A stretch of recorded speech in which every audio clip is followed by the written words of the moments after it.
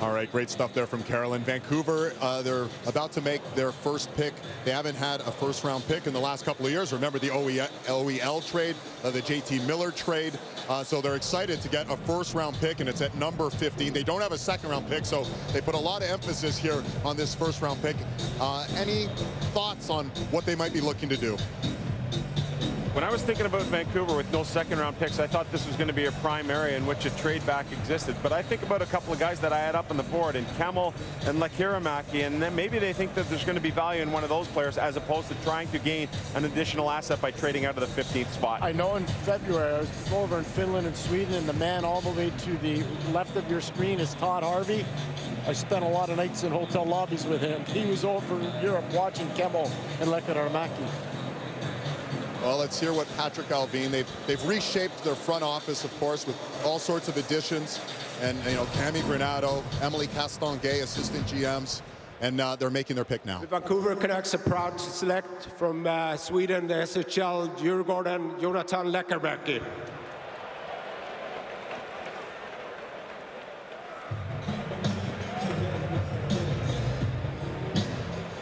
And maybe no surprise, guys, Patrick Allvin, he knows the talent out there, and you're shaking your head, Jason, because you know he probably has a very good sense of this player. For me, this was predictable when this player kind of fell on their lap here. You know, they've had some success, obviously, with Elias Pettersson there. They've had other success with a couple of Swedes that had a pretty good run in Vancouver over the years, and might be going, well, they are going in the Hall of Fame here, you know, in the near future. This kid here, pure goal scorer. He lacks a lot of detail, but I'll tell you, when the game's on the line and you need a goal, somebody gets a puck out of a corner, puts it on his stick, he's putting it in the back of the net. He's a legitimate sniper, big-time sniper. The biggest thing for him right now, you can see the frame's not overly large and the skating's not super great for a smaller guy. This is a development player. It's not somebody to throw in the next 2 years. He needs time. Sam, 5'11", 165, but he'll fill out. And what do you think about this pick? You know, it's interesting because when we had him in the room in the combine to meet him, he's a pretty well put together considering he doesn't weigh a lot. So there is a lot of room to put some muscle onto that frame to add a little more weight. And you hope when doing so that he doesn't lose that ability to shoot the puck, because the release is big time. It's NHL ready right now. And he turns 18 in 2 weeks. We forget how young some of these prospects are, right? Like some of them are, you know, 18 and a bit. This guy isn't 18 yet, just 17 years of age, slipping on the Vancouver Canucks sweater. I was watching him play against men in Djurgården, and he handled himself unbelievably well in some pretty intense moments. 26 games in the Swedish Elite League, scored 7 goals. As you guys mentioned, the one thing that we hear about him repeatedly is skilled scorer. Yeah, no, there's absolutely no question. There is some cheat in his game. I mean, this is a guy that's going to have to be coached up a bit, and when he gets here, there's going to be some frustrating nights. We see guys like this in the league, right? On any given night, they frustrate you a little bit, but then all of a sudden you need a big goal in overtime. Let's bank the 2 points. We're a playoff team all of a sudden. You think about William Nylander a little bit? Without the speed. Without the speed. Without the speed. But sometimes they'll frustrate you on nights, and when you need a big one, 100%. he's the guy to do it. He's 100%. got that kind of ability. Absolutely. Jason, you've shed some light on what we can expect from Lekkerimaki. Give us some more. Well, here he is on his strong side flank. You're going to see a release, top bar down. He works the back flank a lot. Here he is on the back flank on the power play. That's his wheelhouse, similar to, you know, an Ovechkin type of setup. He doesn't shoot it like that, but you're getting my drift. Again, coming late, shooter, boom. He's not looking necessary to make a secondary play out of a given goal in the neutral zone. That's a slick play. I mean, the kid's got wicked hands, pure offense. You guys expecting some more moves from Patrick Allvin? There's been so much speculation. I think it might have been Elliott who dropped sort of the, you know, the JT Miller, you know.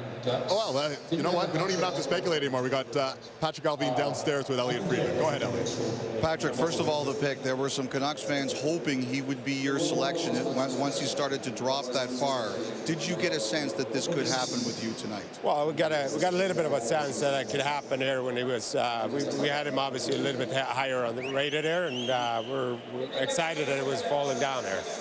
How much work do you think he has to do before he's ready? Well, I think a lot of those younger players here obviously need to get stronger. I mean, he's a skilled, smart player playing at the pro level here this year, so you know, there's no rush for us with Jonathan to getting over, so we'll take our time here and work with him.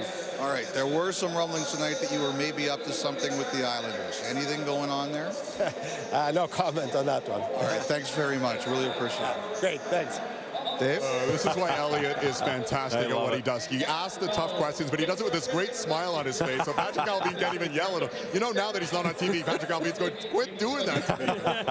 Oh, that's awesome. But listen, the Canucks get a score, something they're desperately in need of. They want to add more depth on the offense, and this is a guy who can do that. We're going to be sitting on the clock right now for the Buffalo Sabres in about a minute and a half.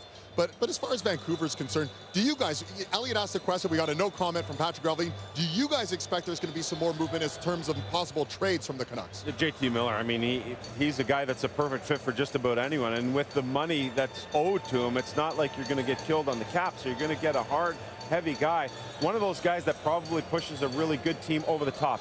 Like a Washington Capitals, maybe to make one more run. Like a New York Rangers, where they need a little bit of that grit and determination. I think that's imminent. I think with the way this draft has gone, you really got to pay attention to what's going on. It's kind of a little bit shifty, so you might not have had time to do that business here tonight. But hey, you've got tomorrow, and then of course you got free agency. So there's a lot of time to get that sorted out if that's the road they want to go down. I would expect that they're going to do some business, and not just on the amateur side, on the pro side too. And I don't like speculating about players being traded. It's just, I don't think it's appropriate. But JT Miller's name has been out there for a long time. Well, here it's appropriate. It's okay here. Yeah, I understand. There's the human side of things. We get that too. But yeah, no, that's kind of what we do. It keeps us in business, speculating on things. Even if we don't know what we're talking about, we can speculate a little bit on it.